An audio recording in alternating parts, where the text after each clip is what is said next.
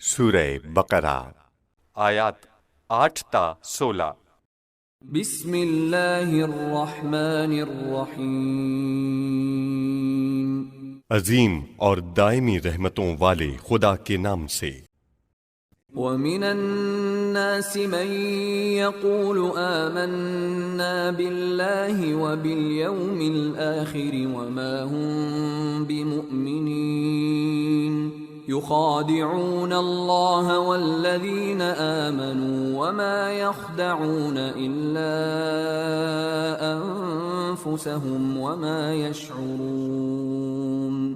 کچھ لوگ ایسے بھی ہیں جو یہ کہتے ہیں کہ ہم خدا اور آخرت پر ایمان لائے ہیں، حالانکہ وہ صاحب ایمان نہیں ہیں۔ یہ خدا اور صاحب ایمان کو دھوکہ دینا چاہتے ہیں، حالانکہ اپنے ہی کو دھوکہ دے رہے ہیں اور سمجھتے بھی نہیں ہیں۔ فی قلوبہم مرض فزادہم اللہ مرضا وَلَهُمْ عَذَابٌ أَلِيمٌ بِمَا كَانُوا يَكْذِبُونَ۔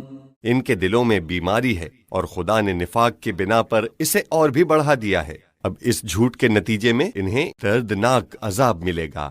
وَإِذَا قِيلَ لَهُمْ لَا تُفْسِدُوا فِي الْأَرْضِ قَالُوا إِنَّمَا نَحْنُ مُصْلِحُونَ أَلَا إِنَّهُمْ هُمُ الْمُفْسِدُونَ وَلَكِنْ لَا يَشْعُرُونَ۔ جب ان سے کہا جاتا ہے کہ زمین میں فساد نہ برپا کرو تو کہتے ہیں کہ ہم تو صرف اصلاح کرنے والے ہیں، حالانکہ یہ سب مفسد ہیں اور اپنے فساد کو سمجھتے بھی نہیں ہیں۔ وَإِذَا قِيلَ لَهُمْ آمِنُوا كَمَا آمَنَ النَّاسُ قَالُوا أَنُؤْمِنُ كَمَا آمَنَ السُّفَهَاءُ أَلَا إِنَّهُمْ هُمُ السُّفَهَاءُ وَلَكِنْ لَا يَعْلَمُونَ۔ جب ان سے کہا جاتا ہے کہ دوسرے مومنین کی طرح ایمان لے آؤ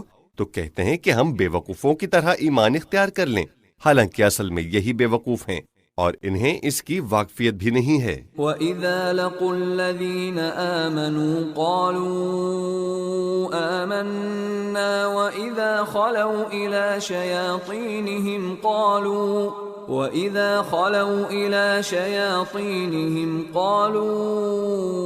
إِنَّا مَعَكُمْ إِنَّمَا نَحْنُ مُسْتَهْزِئُونَ۔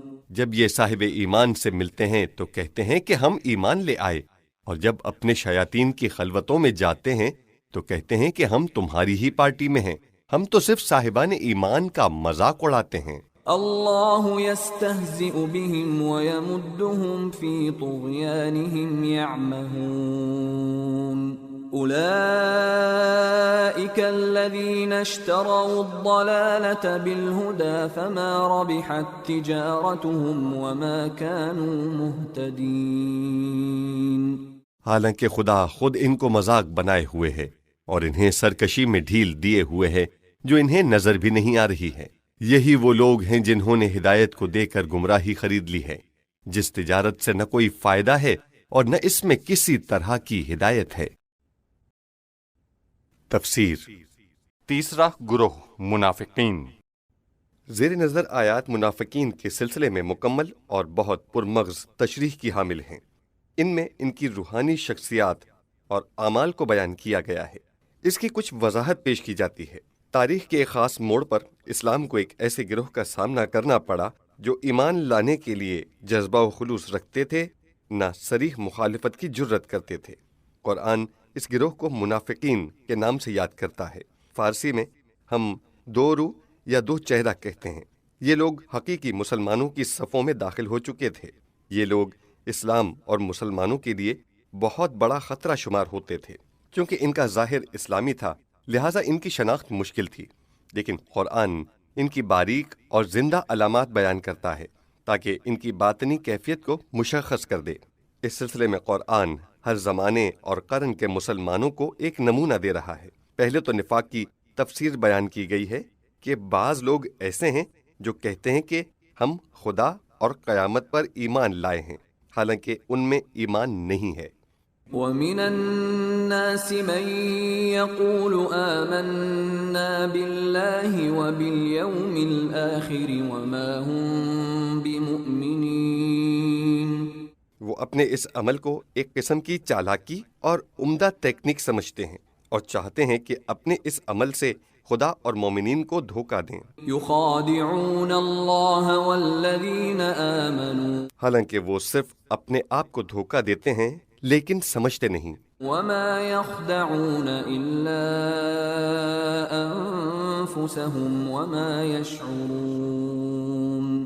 وہ صحیح راستے اور صراط مستقیم سے ہٹ کر عمر کا ایک حصہ بے راہ روی میں گزار دیتے ہیں، اپنی تمام قوتوں اور صلاحیتوں کو برباد کر دیتے ہیں، اور ناکامی و بدنامی اور عذاب الہی کے علاوہ انہیں کچھ نہیں ملتا۔ اس کے بعد اگلی آیت میں قرآن اس حقیقت کی طرف اشارہ کرتا ہے کہ نفاق در حقیقت ایک قسم کی بیماری ہے، کیونکہ صحیح سالم انسان کا صرف ایک چہرہ ہوتا ہے، اس کے جسم و روح میں ہم آہنگی ہوتی ہے، کیونکہ ظاہر و باطن، جسم و روح ایک دوسرے کی تکمیل کرتے ہیں۔ اگر کوئی مومن ہے تو اس کا پورا وجود ایمان کی صدا بلند کرتا ہے، اور اگر ایمان سے منحرف ہے تب بھی اس کا ظاہر و باطن انحراف کی نشاندہی کرتا ہے۔ یہ جسم و روح میں دوئی ایک درد نو اور اضافی بیماری ہے۔ یہ ایک طرح کا تضاد، نہ ہم آہنگی اور ایک دوسرے سے دوری ہے جو وجود انسانی پر حکمران ہے۔ قرآن کہتا ہے ان کے دلوں میں ایک خاص بیماری ہے۔ فی قلوبہم مرض، نظام آفرینش میں جو شخص کسی راستے پر چلتا ہے اور اس کے لیے زاد راہ فراہم کیے رکھتا ہے تو وہ یقیناً آگے بڑھتا رہتا ہے، یا بالفاظ دیگر ایک ہی میسر راستے پر چلنے والے انسان کے اعمال و افکار کا ہجوم اس میں زیادہ رنگ بھرتا ہے اور اسے زیادہ راسخ کرتا ہے۔ قرآن مزید کہتا ہے خداوند عالم ان کی بیماری میں اضافہ کرتا ہے۔ فزادہم اللہ مرضا، چونکہ منافقین کا اصل سرمایہ جھوٹ ہے، لہٰذا ان کی زندگی میں جو تناقضات رونما ہوتے ہیں وہ ان کی توجیح کرتے رہتے ہیں۔ آیت کے آخر میں بتایا گیا ہے ان کی ان دروغ گوئیوں کی وجہ سے ان کے لیے دردناک عذاب ہے۔ وَلَهُمْ عَذَابٌ أَلِيمٌ بِمَا كَانُوا يَكْذِبُونَ۔ اس کے بعد ان کی خصوصیات کی طرف اشارہ کیا گیا ہے، جن میں پہلی اصلاح طلبی کا دعویٰ کرنا ہے، حالانکہ حقیقی فسادی وہی ہیں۔ جب ان سے کہا جائے کہ روئے زمین پر فساد نہ کرو تو وہ اپنے تئیں مسلح بتاتے ہیں۔ وَإِذَا قِيلَ لَهُمْ لَا تُفْسِدُوا فِي الْأَرْضِ قَالُوا إِنَّمَا نَحْنُ مُصْلِحُونَ۔ اور وہ دعویٰ کرتے ہیں کہ ہمارا تو زندگی میں اصلاح کے علاوہ نہ کبھی کوئی مقصد رہا ہے نہ اب ہے۔ اگلی آیت میں قرآن کہتا ہے جان لو کہ یہ سب مفسد ہیں اور ان کا پروگرام فساد کے سوا کچھ نہیں، لیکن وہ خود بھی شعور سے تہی دامن ہیں۔ أَلَا إِنَّهُمْ هُمُ الْمُفْسِدُونَ وَلَكِنْ لَا يَشْعُرُونَ۔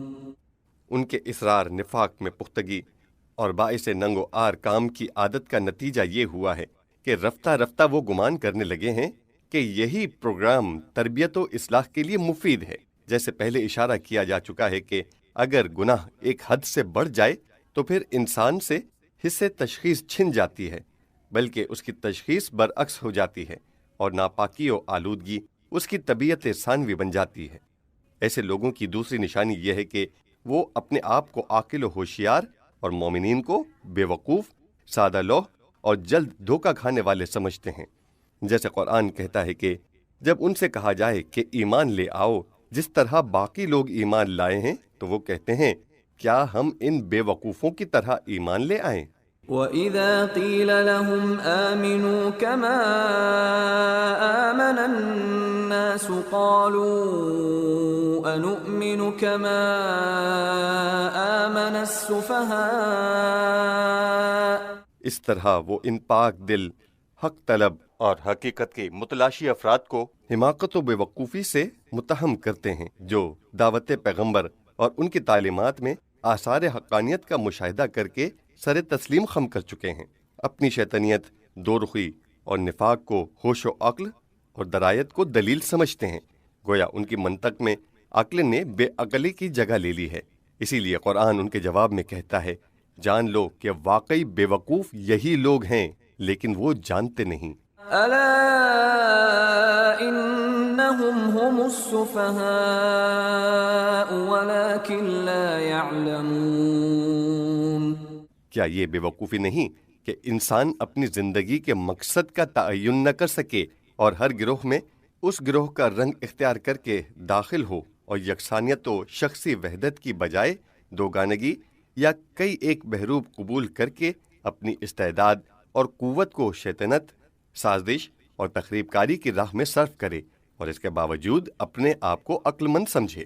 ان کی تیسری نشانی یہ ہے کہ ہر روز کسی نئے رنگ میں نکلتے ہیں اور ہر گروہ کے ساتھ ہم صدا ہوتے ہیں، جس طرح قرآن کہتا ہے جب وہ اہل ایمان سے ملاقات کرتے ہیں تو کہتے ہیں ہم ایمان لے آئے ہیں۔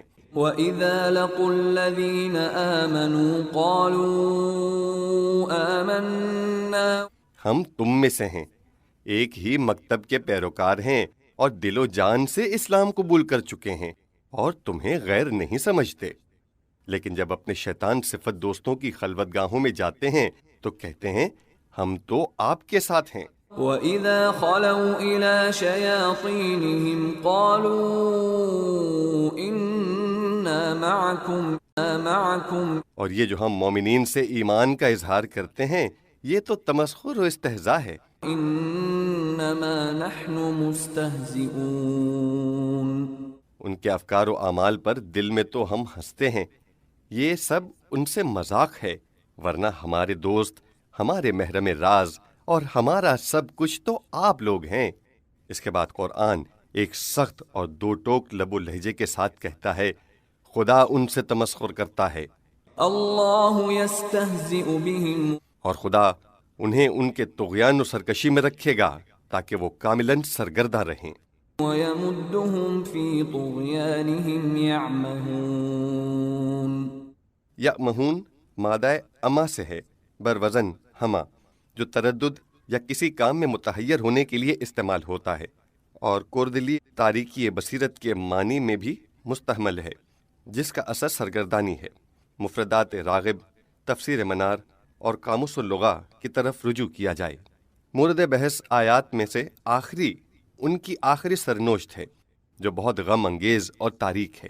اس میں بیان کیا گیا ہے کہ وہ ایسے لوگ ہیں جنہوں نے اس تجارت خانہ عالم میں ہدایت کے لیے گمراہی کو خرید لیا ہے۔ اولئک الذین اشتروا الضلالة بالہدى۔ اسی وجہ سے ان کی تجارت نفع مند نہیں بلکہ سرمایہ بھی ہاتھ سے دے بیٹھے ہیں، اور کبھی بھی انہوں نے ہدایت کا چہرہ نہیں دیکھا۔ فما ربحت تجارتهم وما كانوا مهتدين۔